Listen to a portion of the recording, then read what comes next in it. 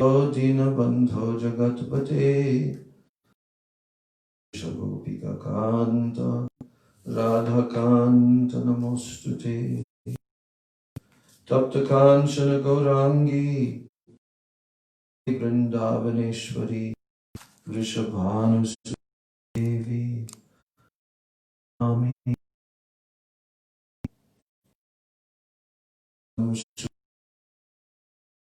Mamamanda Matergati Swapadam Bhojo Radha Madana Mohano Divyad Vrindaranya Kalpadrumadha Srimad Ratnagar Singhasanasto Srimad Radha Srila Govinda Devo Prishtadibhi Sevyamano Smarami Shiman Rasarasarambhi. When I'm in a draft, then it affects me. That's the same. It's just one speed. You want to leave it on or you want it off? We'll leave it on for now. If I nothing, Try one more click. we'll have to turn it. One more click. Let's go. Let's go slow. Oh, just one click. They know.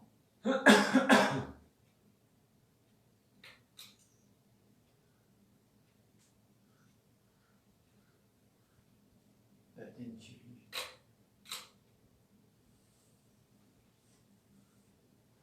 No, see, it's I've already noticed this. It's only one speed. High. Just leave it there and see because the next one's gonna be off. Yeah. So it does go down. Okay. We're gonna. First of all, I'm offering my unlimited Dandavat Pranams and my Shraddha Pushpanjali at the lotus feet of my most beloved worshipable Gurudev. Nitya Lila Pravishta Om Vishnu Pad Paramahansa Asto Tarasata Sri Srila A.C. Bhakti Vedanta Swami Maharaj Srila Prabhupada. Then I'm offering my same unlimited Dandavat Pranams and my Shraddha Pushpanjali at the lotus feet of my most worshipable beloved Sikh Gurudevs. Nitya Lila Pravishta Om Vishnu Pad Paramahansa Asto Tarasata Sri Srila Bhakti Rakshak Sridhar Goswami Maharaj and Nitya Lila Pravishta Om Vishnu Pad Paramahansa Asto Tarasata Sri Srila Bhakti Vedanta Narayan Goswami Maharaj. And my Dandavat Pranams to all of my Sri Sri Rupa Anuga Guru Varga. My Dandavat Pranams to all the Vaishnavas and Vaishnavis. You can leave it on. I'll just put on my other layer. That does something.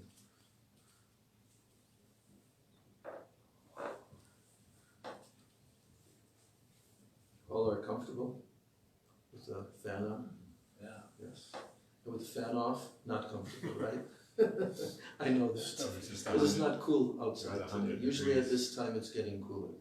No, it's not 100. Well, my car thermometer's at 100 degrees. Yeah. When I can go out. Car is 90 degrees today. 90. But now it's probably like 80 at this time. Anyway, happiness or distress, heat or cold, honor or dishonor. The Katha must go on. So, yesterday, what did we read? The first chapter. No, we didn't. We didn't read the first chapter. First introduction. Well, you started the first. Summary. Yes, first chapter, but we read the summary of the first chapter. In the front of each chapter, there's a summary. Okay. So, actually, it was not only a summary of the first chapter, but it was a Pushpanjali, Prabhupada's offering his obeisances to his disciplic succession and explaining the principle of hearing, right, from the disciplic succession. And that was the main feature of yesterday's class, and then Prabhupada summarized somewhat his first chapter topics, particularly about Sri Guru, the spiritual master, principle of the spiritual master. So we are now, today, going to begin the first chapter. And as told yesterday, the first chapter, you have to remember, this is not an ordinary book. This is non-different than Sri Chaitanya Mahaprabhu himself personally. Just as the Srimad Bhagavatam is non-different than Sri Krishna. This takes an extremely powerful personality, extremely empowered personality to write the biography of Sri Chaitanya Mahaprabhu. And this is the highest scripture. Srila Bharati Maharaj was telling the story in one of his memories about how Srila Bhaktisiddhanta Saraswati Thakur was one time questioning a very great Vaishnava scholar. And he was asking that Vaishnava scholar, if you could choose any one book out of the Vedic scriptures, which one would you choose? That this is the only book that you can have. So he began by saying Bhagavad Gita. And he also supported that by quoting various shlokas from the Gita Mahatmya, like that. And then Srila Bhaktisiddhanta questioned him, are you sure that this is the one? Then he said, actually Srimad Bhagavatam. He changed. And then he quoted various shlokas from Srimad Bhagavatam to support why he's choosing Srimad Bhagavatam. But then Srila Bhaktisiddhanta Saraswati told his own opinion. And he said, actually, Sri Chaitanya Charitamrita. And he based that upon the fact that the Sri Chaitanya Charitamrita is the postgraduate study of the Srimad Bhagavatam even. And everything is there. Srimad Bhagavatam does not give as much detail in terms of the pastimes of Krishna and the moods of those pastimes. They're hidden. But in the commentaries of the Acharyas on the Srimad Bhagavatam, especially 10th canto, they reveal that. They bring that out. But the Chaitanya Charitamrita is such a perfect scripture that the different excerpts taken from the books of the Goswamis are the main feature of many sections of Madhya Lila and especially Antya Lila. And even the very philosophical basis, see, like the Chaitanya Bhagavat, which is the first biography, it did not go into so much depth about Mahaprabhu's Madhya Lila. His Sannyas Lila is very short in the Chaitanya Bhagavat. But the Adi and the Madhya Leelas of Chaitanya Bhagavat are very voluminous. But that's all Mahaprabhu's first 24 years. Then after taking sannyas, Antya Leela is very short. And it does not describe in such detail Chaitanya Mahaprabhu's preaching as a sannyasi, meeting Rupa Goswami, teaching, all of this. And also his final pastimes, Antya Leela, the ecstatic manifestations of Mahaprabhu and his deep, deep moods of separation that he was tasting. So both of these go hand in hand. But if there was one scripture, Srila Bhaktisiddhanta Saraswati said Chaitanya Charitamrita. Even though he had also said that the extraordinary presentation of Chaitanya Bhagavat by Srila Vrindavan Das Thakur is so exquisitely presented and poetry of it, and the simplicity of it also. The simplicity. All the Siddhantas there, very simple and very relishable. So he said one should read that 3 times to develop your relationship with Chaitanya Mahaprabhu and then study Chaitanya Charitamrita. However, we never had that in the days when Prabhupada was with us. So Prabhupada selected to give Chaitanya Charitamrita first.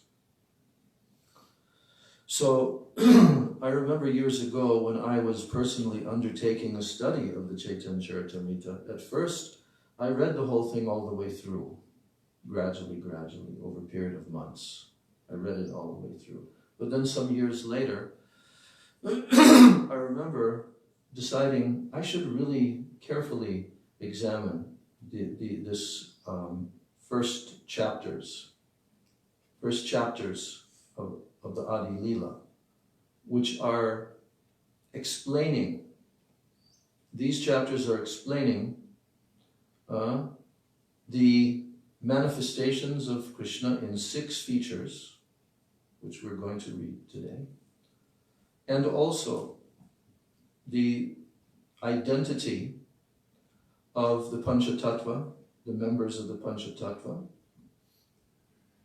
These first chapters are all based upon different shlokas that were composed by Srila Swarup Damodar Goswami. We have to understand you can't find a higher authority than Swarup Damodar Goswami. Even Rupa and Sanatana Goswamis are in his line. So this Chaitanya Charitamrita also is based upon the diaries which were kept by Swarup Damodar Goswami, and Raghunath Das Goswami received those from Swarup Damodar, and later he shared those with Srila Krishnadas Kaviraj Goswami, and that's how we have this Chaitanya Charitamrita. So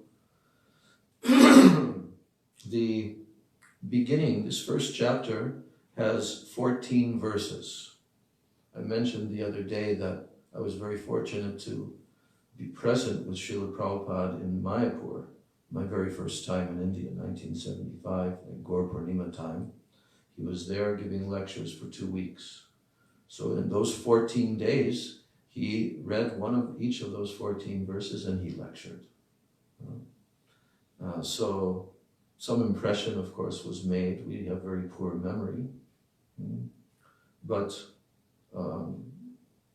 I understood how important those 14 verses are and how they're the basis of the entire book.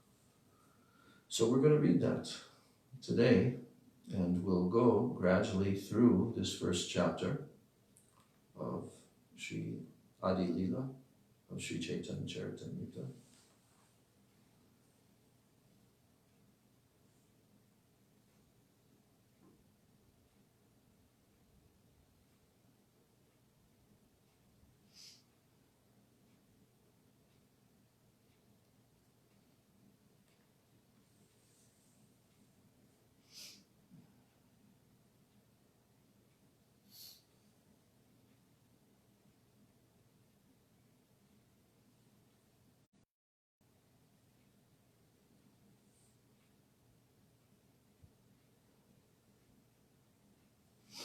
So, the first verse, we mentioned it yet.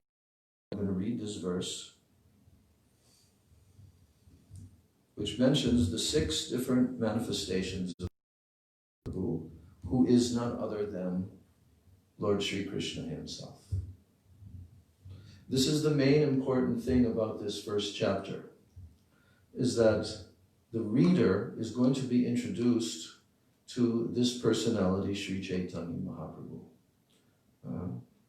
And the reader will come to understand that Sri Chaitanya Mahaprabhu is none other than Krishna himself in a golden form, because he has combined together with Radha and Krishna. That will be made more clear in the course of studying these 14 verses, because, like for example, the first verse is this first chapter. And then The second shloka is also included in the first chapter. Then the third, fourth, fifth, and sixth verses are all about Sri Chaitanya Mahaprabhu and understanding the reasons for his descent and who he is. Then there comes 5 verses about Lord Nityananda and who he is and how he has expanded himself as Mahasankarshan and then coming into the material creation and so forth. And ultimately, Sheshanaga, Ananta Shesha. All of these are manifestations of Balaram Nityananda, Nityananda Ram. Then comes 2 shlokas about Sri Advaita Acharya.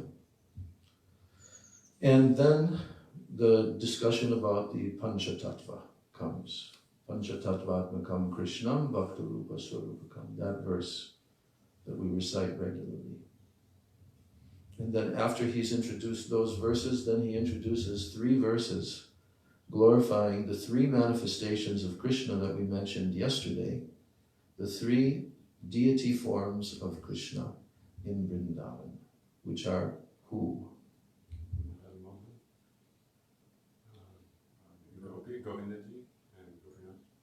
Yes. So now this first verse, Vande Gurun Isha Bhaktan Isham Ishavatarakan Tat Prakashamscha Tat Chakti Krishna Chaitanya Sangyakam. Can repeat. Vande Gurun Vande Gurun Isha Bhaktan Isha Bhaktan Isham Ishavatarakan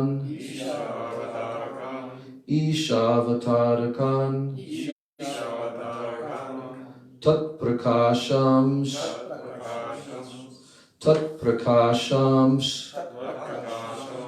Cha Tat Shakti Tat Prakashams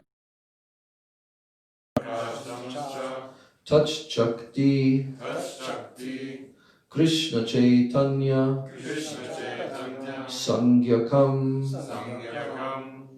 Vande.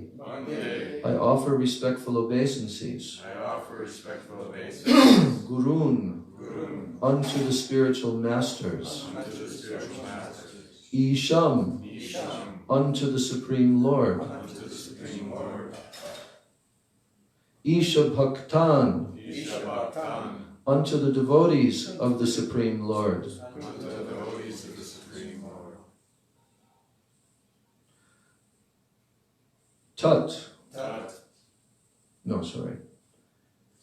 Isha Avatarakan. Unto the incarnations of the Supreme Lord. Tat. Of the Supreme Lord. Prakashan. Unto the manifestations. Cha Tat. And of the Supreme Lord. Shakti. Unto the potencies. Krishna Chaitanya. Shri Krishna Chaitanya. Sangyakam. Named. I offer my respectful obeisances. I offer my respectful obeisances unto the spiritual masters, the devotees of the Lord's incarnations, his plenary portions, his energies, and the primeval Lord himself, Sri Krishna Chaitanya. So this is the introductory verse. The next verse is Vande Shri Krishna Chaitanya Nityanando Sahodito Gaudodai Pushpavanto Chitro Shamdo Tamonudo. Vande. I offer respectful obeisances. I offer respectful obeisances. Shri Krishna Chaitanya, to Lord Shri Krishna Chaitanya, Nityananda, and to Lord Nityananda, Saha Udito, simultaneously arisen, Gauda Udaye, on the eastern horizon of Gauda, Pushpavanto, the sun and moon together, Chitro, wonderful, Shamdo, bestowing benediction, Tamo Nudo, dissipating darkness. Translation. I offer my respectful obeisances unto Sri Krishna Chaitanya and Lord Nityananda, who are like the sun and moon. They have arisen simultaneously on the horizon of Gauda to dissipate the darkness and thus wonderfully bestow benediction upon all. The third verse. This is a little bit longer. I'll just chant the verse and read. Yad advaitam brahmopanishadi tadapyasya tanubha ya atmantaryami purusha iti sosyam savivava sad aishwaryai purno ya iha bhagavan sa swayam mayam na chaitanyat krishnaj jagati paratatvam param iha.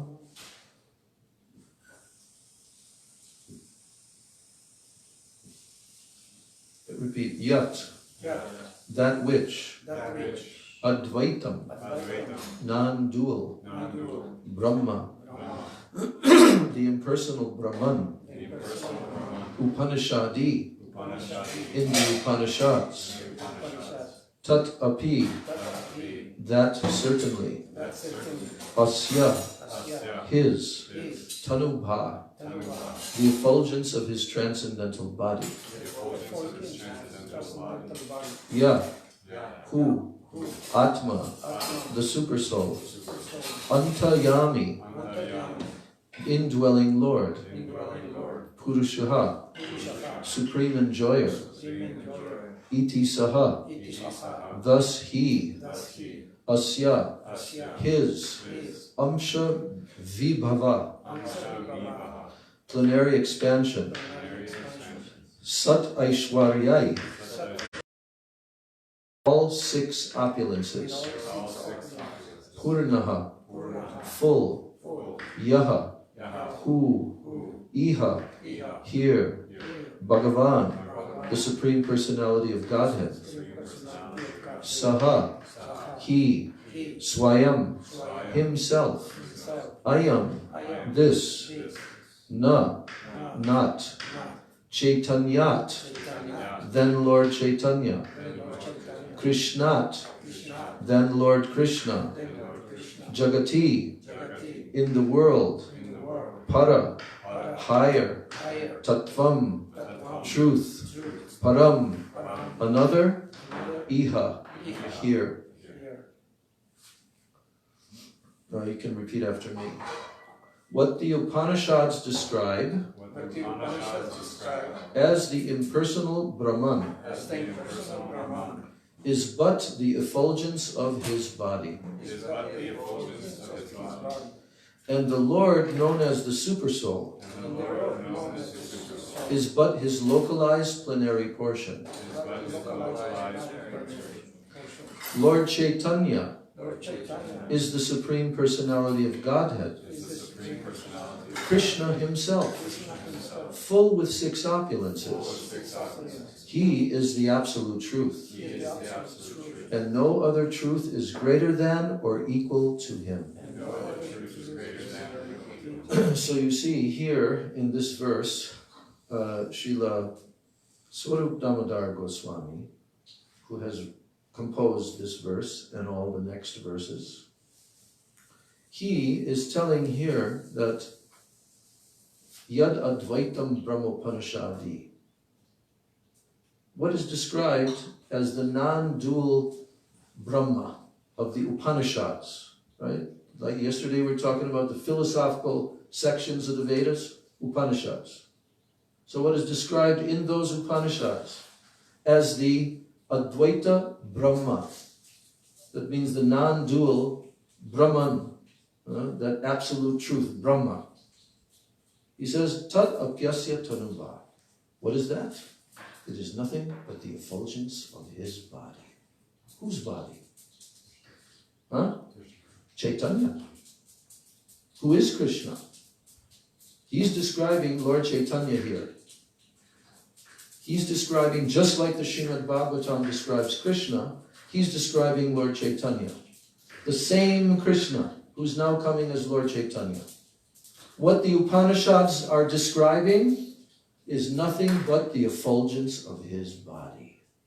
Now we come to the super soul. Ya Atmantaryami Purusha. Atma Antaryami means that super soul who is the indwelling super soul within the heart of everyone. Okay? What is he? He is the Shyamsa Vibhava.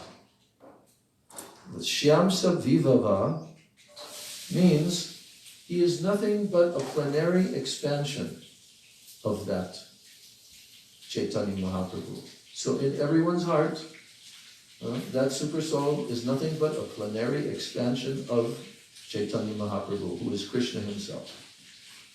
And finally, Sad Aishwaryam Purno. What does that mean? Sad Aishwarya Purno. Yes. He is full of 6 opulences. Ya Iha Bhagavan. That personality who is known as Bhagavan. Full of 6 opulences. Sa Swayam Ayam. He is directly that Bhagavan. And then he says at the last line, Na Chaitanya Krishnaj Jagati Paratatvam Param Iha. There is no other tattva, any other paratattva than this Chaitanya Mahaprabhu, who is Krishna himself in this whole universe. Jagati Paratatvam Param Iha. No, there is no other truth higher than this personality. This is a direct statement of the absolute truth. The first verse of the 4 verses composed by, well, one of them is composed by Rupa Goswami, but there are 4 shlokas now coming that are describing Sri Chaitanya Mahaprabhu.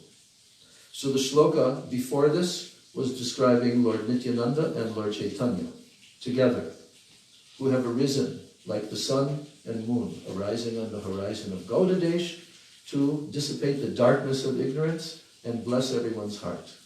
And the sloka before that is describing the 6 manifestations of Sri Chaitanya Mahaprabhu. So, now we go to the 4th shloka.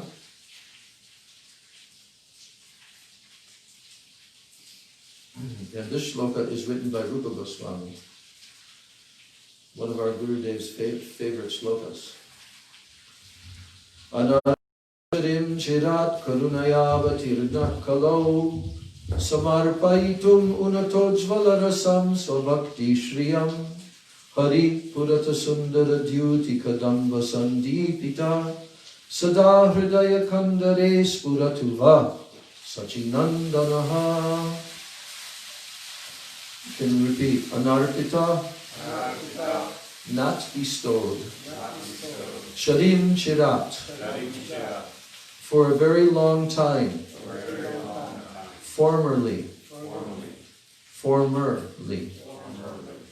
Karunaya, by causeless mercy. Avatirna, descended. Kalo, in the age of Kali. Samarpaitum, to bestow. Unnata, elevated. Ujvala rasam, the conjugal mellow. Swa bhakti, of his own service. Shriyam, the treasure, or the beauty. Hari, the Supreme Lord. Purata Sundara Dyuti, whose splendor is more beautiful than molten gold. Kadamba, with a multitude, Sandipita, lighted up, Sada, Hridaya Kandare, always in the cavity of the heart, the cave of the heart. Spuratu, let him be manifest. Va, in your heart. Sachinandanaha, the son of Mother Sachi. This shloka is so important. And I told how Rupa Goswami was called upon by Ramananda Roy to recite this shloka in the presence of Mahaprabhu and all the other Vaishnavas in Jagannath Puri. It's one of his introductory shlokas to his drama that he was writing. So the translation of this shloka is, may the Supreme Lord, who is known as the son of Srimati Sachi Devi, be transcendentally situated in the innermost chambers of your heart. It's a blessing. May that Supreme Lord be situated in the innermost chambers of your heart. Resplendent with the radiance of molten gold, he has appeared in the age of Kali by his causeless mercy to bestow what no incarnation has ever offered before. The most sublime and radiant mellow of devotional service, the mellow of conjugal love. So this is telling what Chaitanya Mahaprabhu has come to give in the age of Kali, which has not been given since the previous day of Brahma. Very long time this was not given. Only since he himself appeared in the previous day of Brahma, then he gave it. No one else can give this, what he has come to give. So this is a general translation, what Srila Prabhupada is giving here, but actually it's referring to Unnata Ujjvala Ras, which is the rasa that Srimati Radharani alone possesses. But that mellow, that is the mellow of conjugal love. So, and there's more depth of understanding what it is that he's come to give. So that's the fourth shloka. Now the fifth shloka.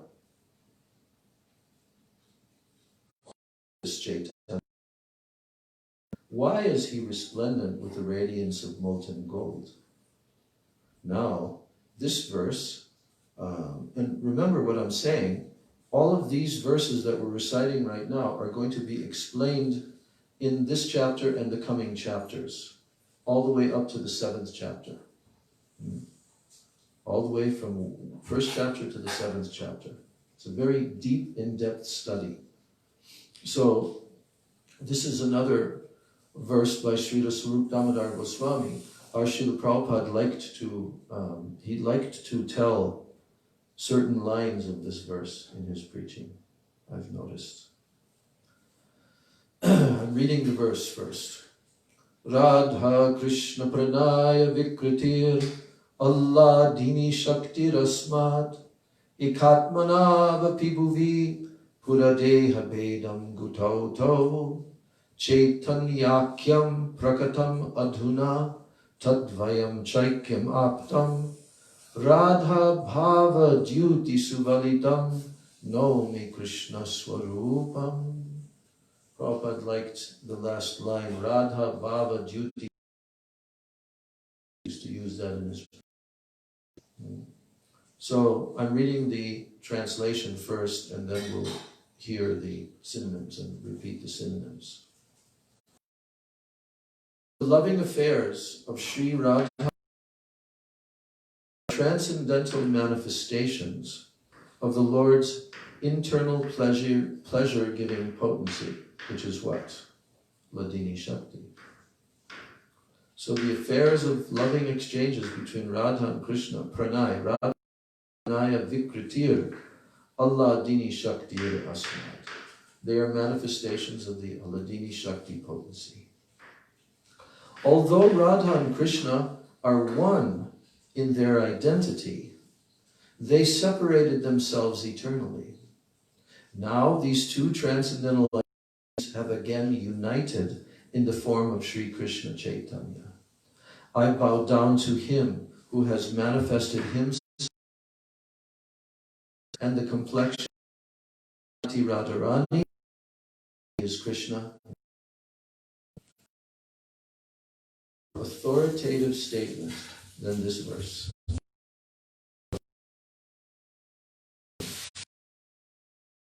The identity of Chaitanya Mahaprabhu, its Swarup Damodar Goswami. So in this way, these tremendously powerful introductory verses are being placed in a sequence to introduce this entire great literature. So, you can repeat, the loving affairs of Sri Radha and Krishna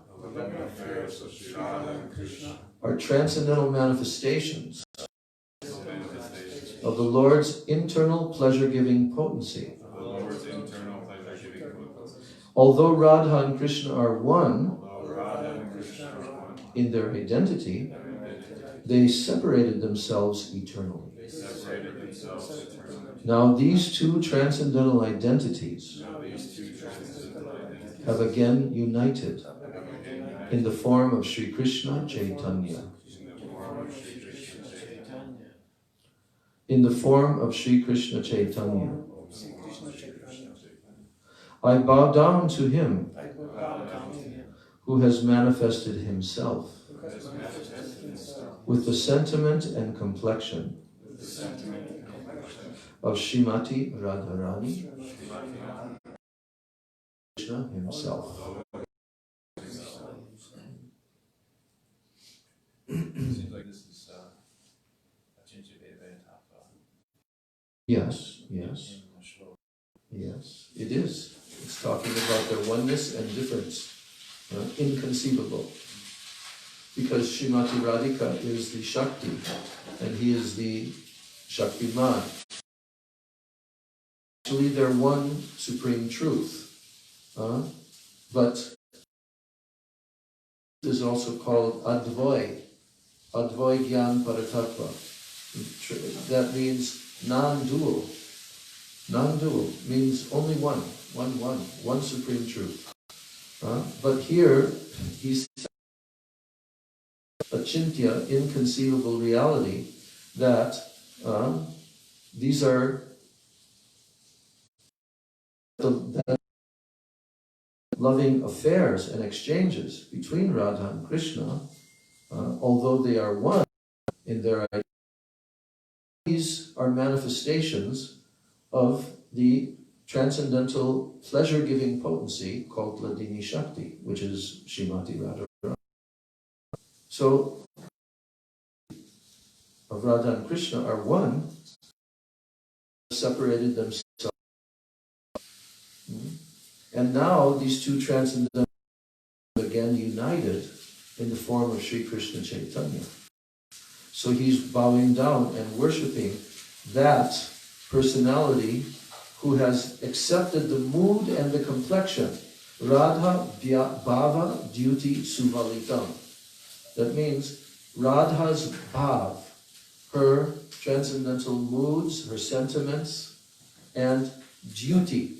Duty means her color, her complexion. So although he is Krishna himself, he has accepted this golden complexion and the moods of Radha. It's a very, very confidential verse, this one. Now, the 6th verse is telling, why did Krishna desire to accept the moods and the complexion of Srimati Radharani? What is it that prompted Krishna, that attracted Krishna so much? What is it about? That he accepted her moods and her complexion. Well, Swarup Damodar Goswami answers that question in this next verse. And he's explaining that Krishna had 3 desires. How many desires? 3. Yes. 3 desires. 3 separate desires sprouted up in Krishna. There's also many explanations about and why it happened. We've already read that in Rai Ramananda Samvad and other places, how Krishna saw himself in a jeweled pillar and he became attracted.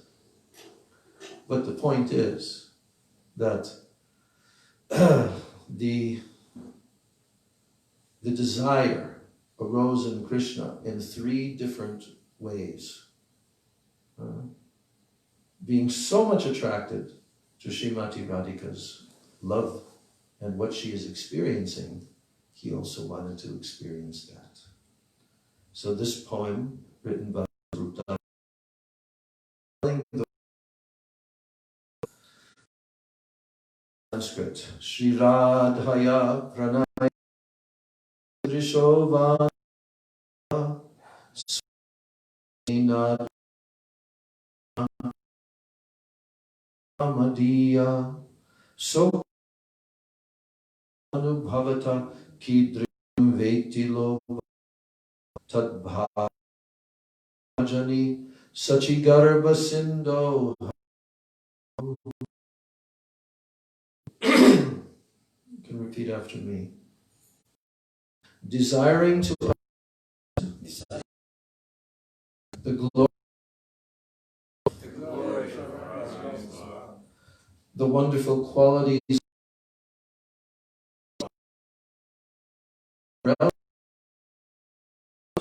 through her love, and the happiness that she feels when she realizes the sweetness of his love. So the Supreme Lord Hari, richly endowed with her emotions, appeared from the womb of Srimati Sachi Devi.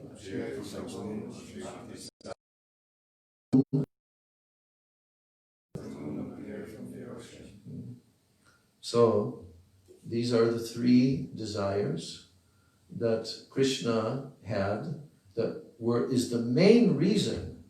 He has his primary reasons and his secondary reasons for appearing as Lord Chaitanya. Krishna does. But this is the main reason for his own purpose.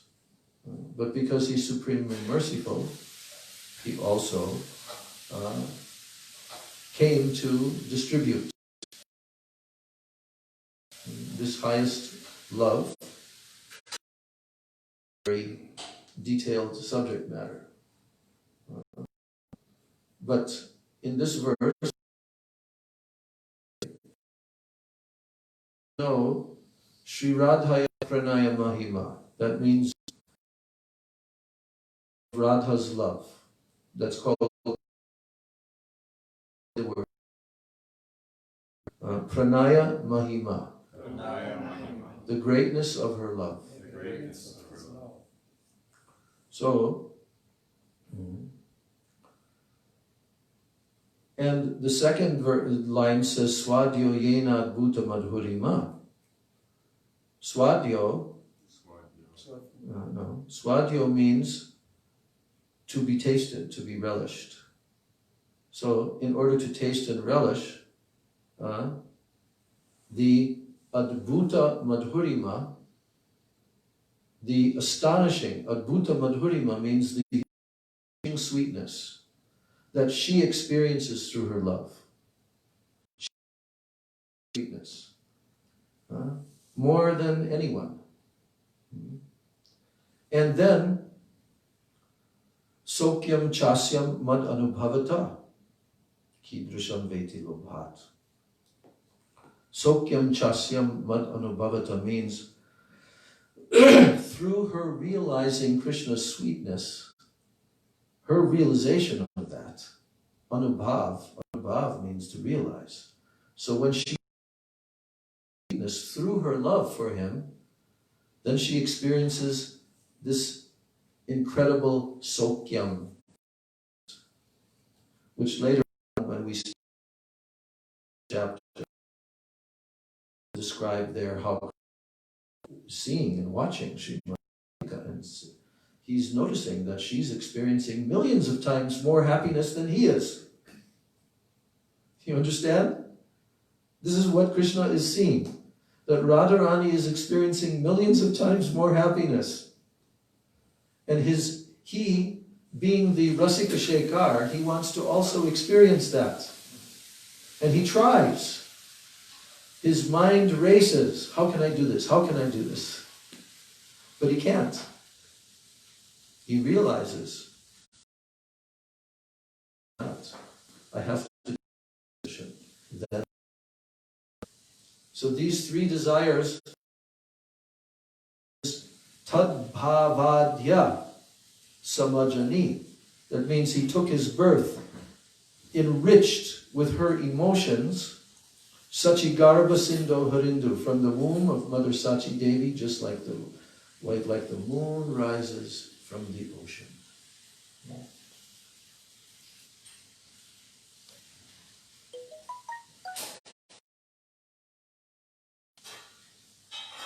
Okay, now those were the verses Chaitanya Mahaprabhu. Now come the verses that are describing Lord Nityananda. There are 5 verses. So the first verse is summarizing how Lord Nityananda is actually Balaram, who appears in various forms. So this verse, I remember Srila Bhakti Balabhatirtha Maharaj, he always liked to chant this verse in his Mangala Charan. Sankarshana karanato yashai garbhodashai chapayogdashai sheshascha yasyangsha kalasa nitya nandakya rama sharanam mamastu. Repeat after me. May Sri Nityananda Ram be the object of my constant remembrance. Sankarshan, Sheshanaga, and the Vishnus who lie on the Karana ocean, the Garbha ocean, and the ocean of milk are his plenary portions, and the portions of his plenary portions. So, now you tell me what this sloka just said. Krishna is where 3 Vishnus, who 3 oceans come from, and then Jai Shri Shri Guru Gauranga Gandharvika Giridhari Shri Shri Radha Govinda Jiu Ki Jai Shri Jagannath Baladev Subhadra Siddhar Shakti Jiu Ki Jai. Sankarshan comes from Baladev. Yes. Because this is worshipping Nityananda Rama. Verse Nityananda Rama. So Nityananda Bala is telling here, may that Sri Nityananda Rama of my constant remembrance. And then he says, from him, there are actually 2 Sankarshan in Dwarka and then one in Vaikuntha. They're also called Mahasankarshan. Sankarshan expands Ram. Also, Sheshanaga,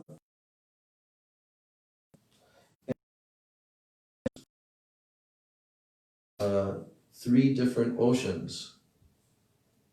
First one is Karana Dakashaya. Is who? Maha Vishnu. What does he do? What is this Karana Dakashai Vishnu? He lies on the Karana ocean. What does Karana mean? Causal. Yes. So Karana Dakashai means he's lying on this causal ocean. And what does he do? Dreaming everything into existence. He breathes from his pores. Yeah, he is in a mystic sleep, yoga nidra. But he doesn't breathe through his pores. He's breathing in and out like we do.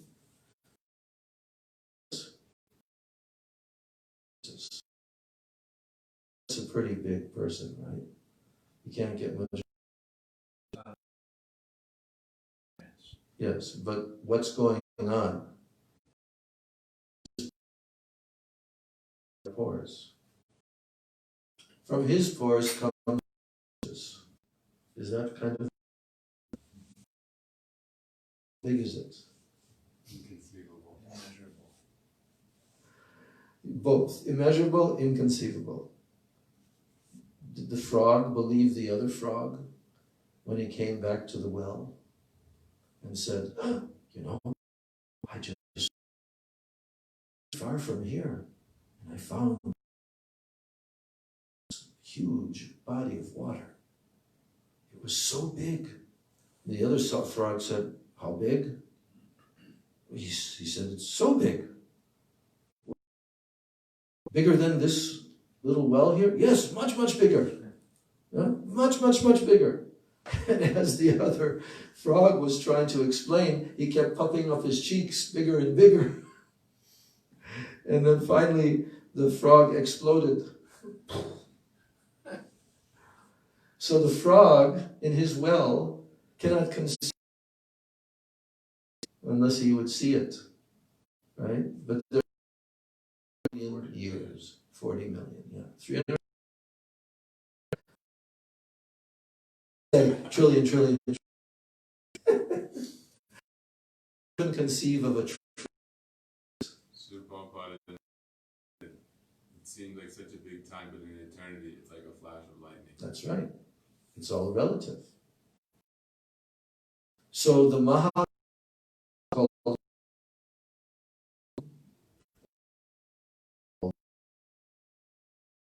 is the Vishnu who lies on the Garbha ocean. Describe that one to me. That ocean is the perspiration of his expansion within each golden bubble. That's kind of cryptic what you just said. You gotta tell it more graphically. So Karnadakshaya expands within each bubble that he's exhaled. Yes.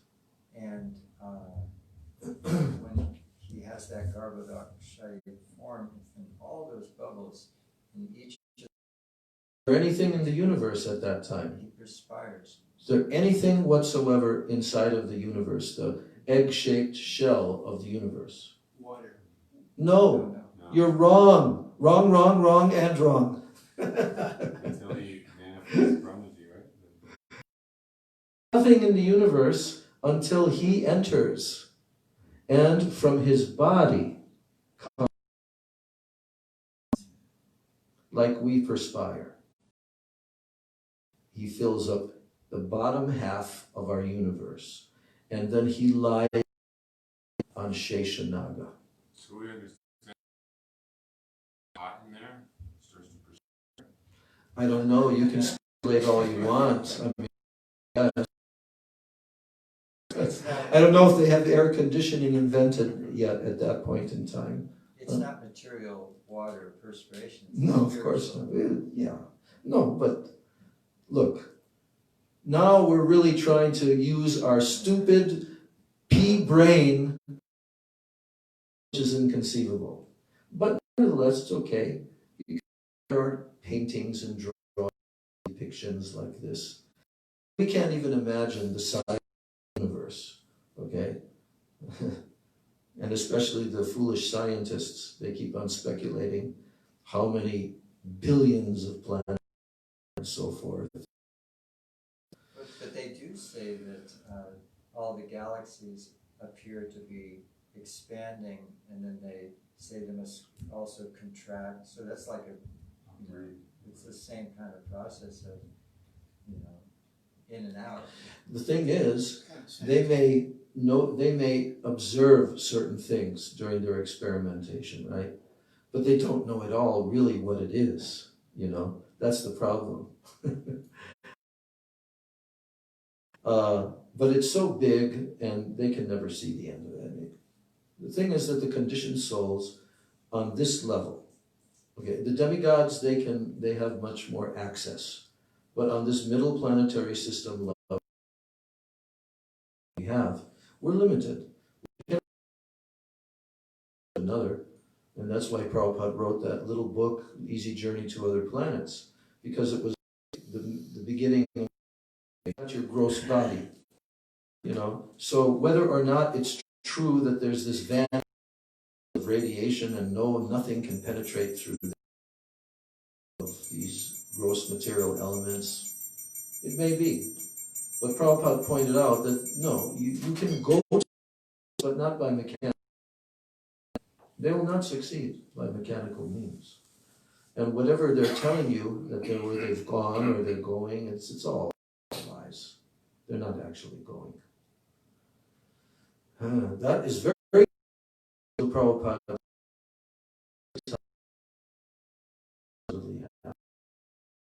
Disciples said, well, I can't accommodate that, and bye-bye, you see. But the actual fact is, if you want to go to other planets, yoga. Vaishnava yoga, yogis can leave their bodies sitting in the Himalayan mountains, and with their subtle bodies they can travel. But this is a very high qualification. It's still a material qualification. It's not spiritual qualification. And nowadays, the people are very much enamored by physical yoga, and subtle yoga, where they can acquire mystic power, projected by Rupa Goswami and all of the great Mahabhagavad Vaishnavas. Because this is like child's play. Like a child who gets enamored by a toy. So they want to utilize their mystic powers that develop simply for their material enjoyment. It has nothing to do with spiritual transcendental within the material world.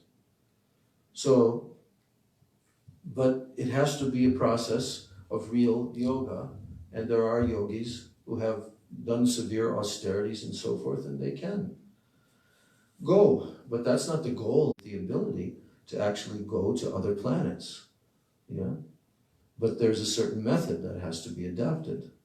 Like the demigods, they're in the higher planets. They can move all around the universe according to their level of being a demigod. There are different levels of demigods. But that's all temporary. Then they have to fall back down. They're forced to fall back down to this middle planetary system and again begin their process of karma. It has no value to a devotee of purity. And the highly, they have all these, but they never exhibit them. There's no for them to do that.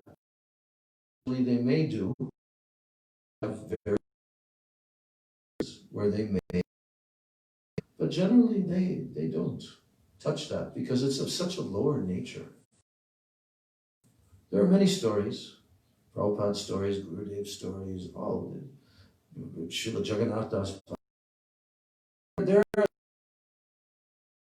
Even the demigods are coming down to see them and pay obeisances at their lotus feet.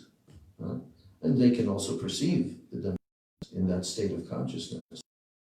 But they don't play around like this. It's all serious. The real develop pure devotion. Because prem is the goal. And prem will not be achieved by any of those other processes, ever. You can do it from the beginning of the universe to the end if you have the lifetime of Brahma. All these different jnana yoga, ashtanga yoga, all that. And it's useless for attaining prem. But if some pure devotee whatever practice that they're involved in, he can help them to enter into the pathway of bhakti. But eventually, these mysticism things, they have to be. That's why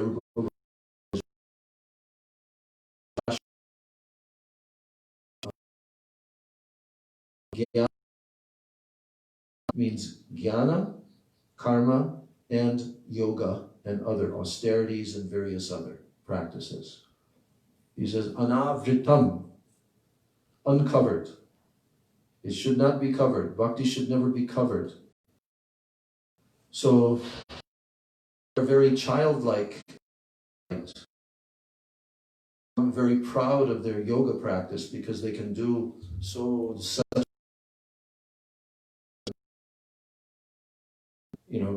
do some pranayam and so forth like this. There's some health is achieved, and they become very proud of this. But the pure devotee that sees that, they're like children that are attached to some little toy, that they're useless toy that they're playing around with. It has no value in the actual. It has no value. It's called Instagram. What? It's called Instagram. And when they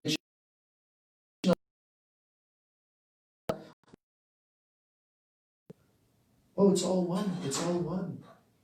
Even has such a name. He has no these personalities even exist. It was Mayavadi. So this will give you nothing. Nothing will be gained by this. And we see it. I'm not just saying it. The actual results are shown. There may be into that line are sincere jivas that are searching for truth and knowledge, but they're in the very amongst that here and there, It's like Sukriti, it can help you to get some bhakti Sukriti if you meet devotees. Srila was asked, in China, because China was not open for legally coming and preaching, right? So the devotees in Gurudev Guangzhou to allow personality to the country, but Gurudev had to meet in the hotel room, and the devotees had to come in small groups. And at that point, Gurudev had at least about 300 initiated Chinese disciples from mainland China. So they all came there to meet him. Yeah. And they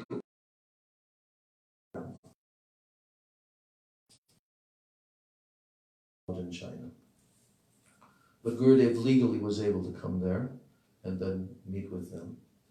And the devotees explained to Gurudev that one of the occupations that some of the devotees take up is teaching yoga, because the people of China, they were quite attracted to yoga. It's a similar thing that happened during the communist time in Russia.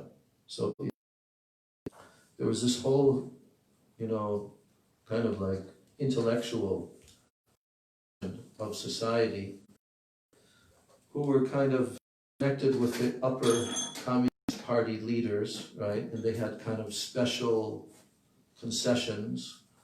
But during that time, yoga was not considered a religion. And, that was developed from ancient India. So they allowed this. They were somewhat open to having yoga being taught and so forth. Devotee, singular, and then devotees, they also, at that time, the Communist Party was so much wary of yoga. But as time went on, and the devotees began to preach, and it became known to the KGB then they started to trace all the devotees and follow them, and they passed a law that it's illegal to teach anyone the Hare Krishna mantra, 16 words, and then they imprisoned the devotees and captured them, the ones they were able to.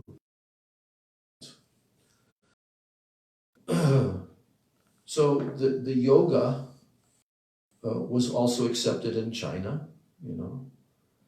It's a little bit in one sense. Communist Russia, allowing any religion at all. They were allowing the elderly people. Destroyed most of the Russian Orthodox churches all throughout Russia, which were like full of, you know, so much opulent paintings and everything. They just destroyed most of them. They also converted them into music. It wasn't a restriction on religion. It exploded in Russia.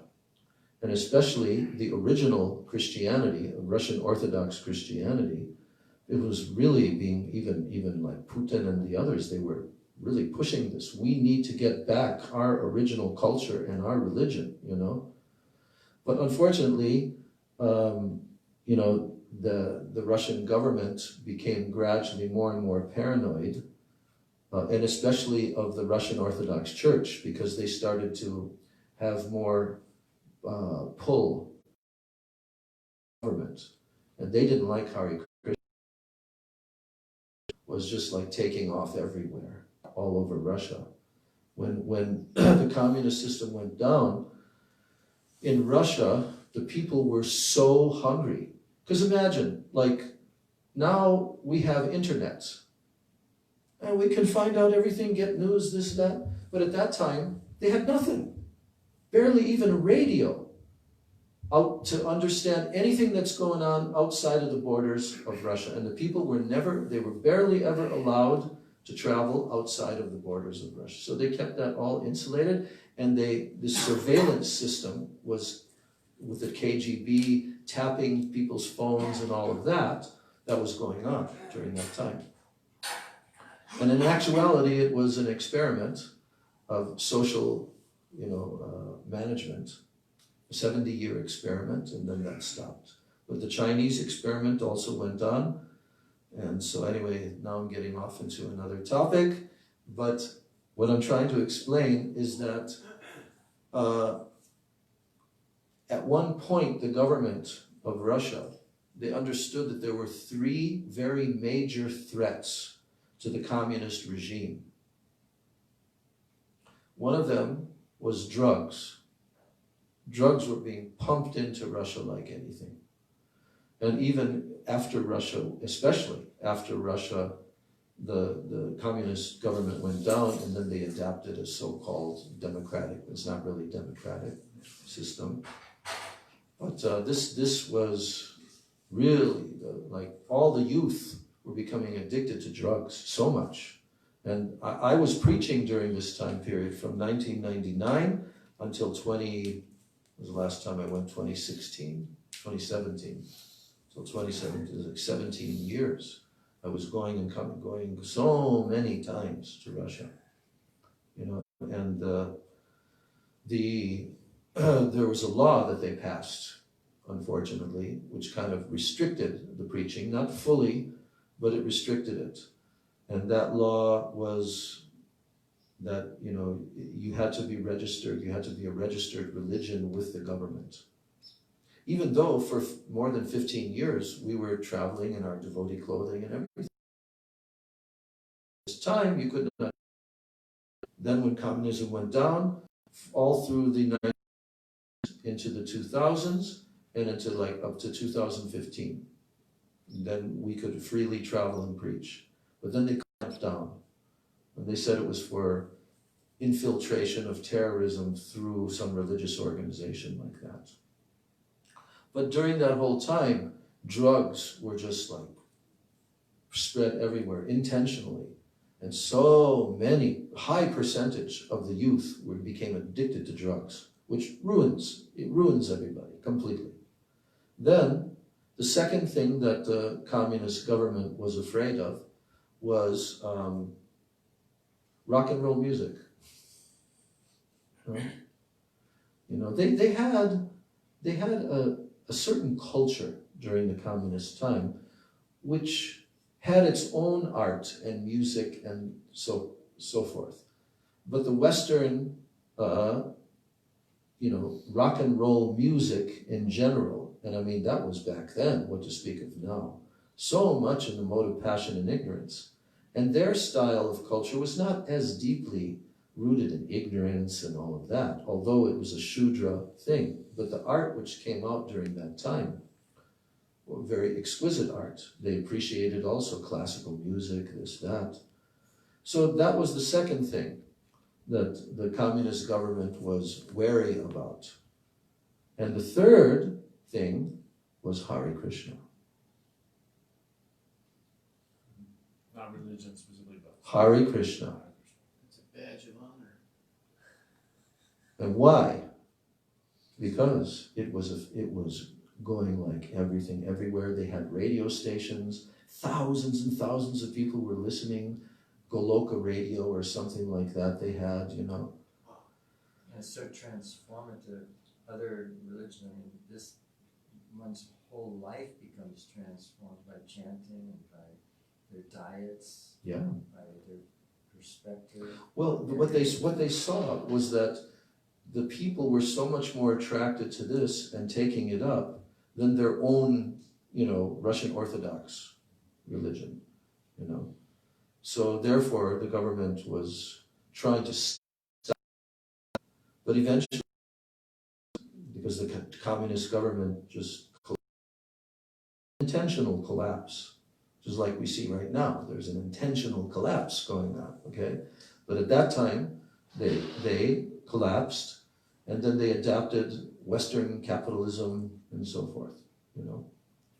So, but I got off on a tangent, but what Srila Gurudev told about yoga, the devotees asked him in China, and he said, because they were asking him, is it all teach to the people through yoga? You know, the hatha, that. And then Gurudev said, that with bhakti, then some benefit is there. But without that, they will get zero benefit.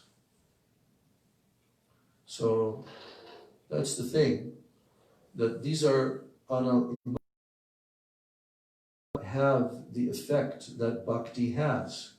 And bhakti is the only process. So Chaitanya Mahaprabhu within this world, I mean, I was just listening to a tape yesterday of Prabhupada, and he was describing how this philosophy of Chaitanya Mahaprabhu is so superior. And he used the term, this is super philosophy. It's not even in the category of philosophy. It's super philosophy.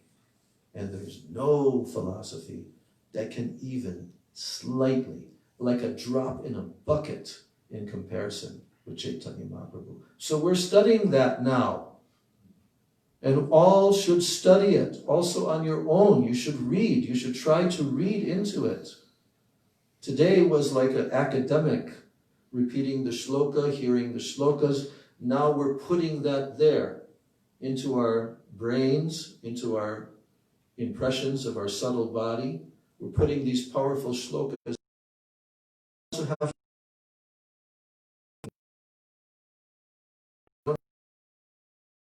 your phone. You can download, you know, the Veda, or even if it just cheap price, and you can have all these books on your phone. And do that because we're going to be studying in any university. You can listen to the lecture, but you also have to do your own study and your own reading. Then it sinks in. Because our memories and everything are very short in Kali Yuga. It's not enough for us to just hear, although that's the most powerful process, is a fact. But we also will have to do the study, because it's like a course. And if you want to study the Chaitanya Charitamrita, then you have to examine it also on your own, individually. So you can do that. You know, what we are reading each day, go over that a bit before the next day's class. Then let it sink in deeper, deeper, you know. And if you're so inclined, you can try to also write a few of these shlokas, important shlokas, for your memorization, and put them up on little index cards or a piece of paper on your wall, and then glance at them periodically like this. It's an important part of sadhana. We shouldn't be devoid of some, collection. We should have our own shloka collection. It may be small, that's okay, but there should be some shlokas that we know. And don't neglect that. I can guarantee you, I'm sure all of us oldies can guarantee that, you know, you have to have some shlokas in your, what's it called? No, repertoire is one, but like when you have weapons, you have like arsenal. In your arsenal. Right. There's a few shlokas that all have. And it will make your study more enjoyable also, because you'll see, oh, I'm making some progress. I'm understanding this verse. These verses many times, but when I read them again, and then especially in light of what I've learned about the verses, you know, it's got so much taste. Taste can easily conquer over any mundane taste in this world, very easily. The taste of Krishna Bhakti and this transcendental nectar of Hari Katha given by our acharyas, it's a very powerful, potent, you know, elixir. Rasayan, very pleasing. So now we're studying that. We've gotten up to the, the 8th verse? About Lord Nityananda Ram. May Sri Nityananda Ram, I'm just reading this and then we're finishing. May Sri Nityananda Ram be the object of my constant remembrance. Sankarshan, Sheshanaga, and the Vishnus who lie on the Karana ocean, Garbha ocean, and the ocean of milk. That's Kirodakshai Vishnu, the ocean of milk within our universe, are his portions of his plenary portions.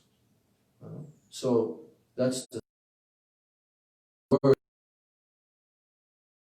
in Gaur Leela. In Krishna Leela, he appeared as Balaram himself. But in Gaur Leela, he appeared as Nityananda. He is that very same Balaram. That's why he's called Nityananda Ram. And he is the source of all the incarnations. Krishna expands as Baladev, and then Baladev expands as all the other expansions and incarnations.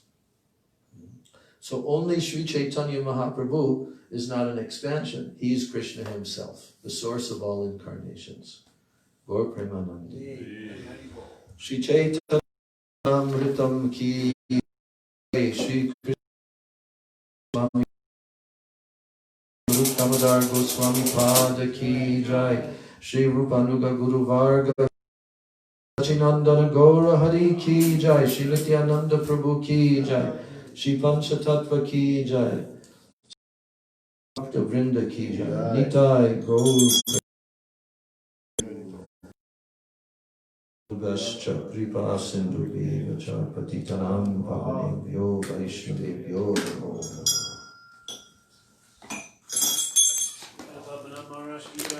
Jai Gurudev, Jai Prabhupada.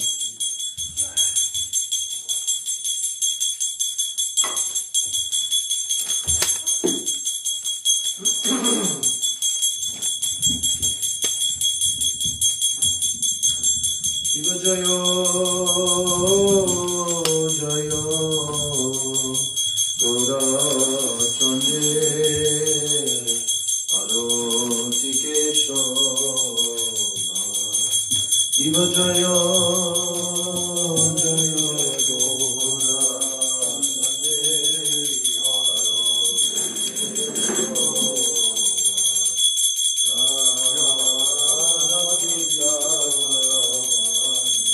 A message from Raj.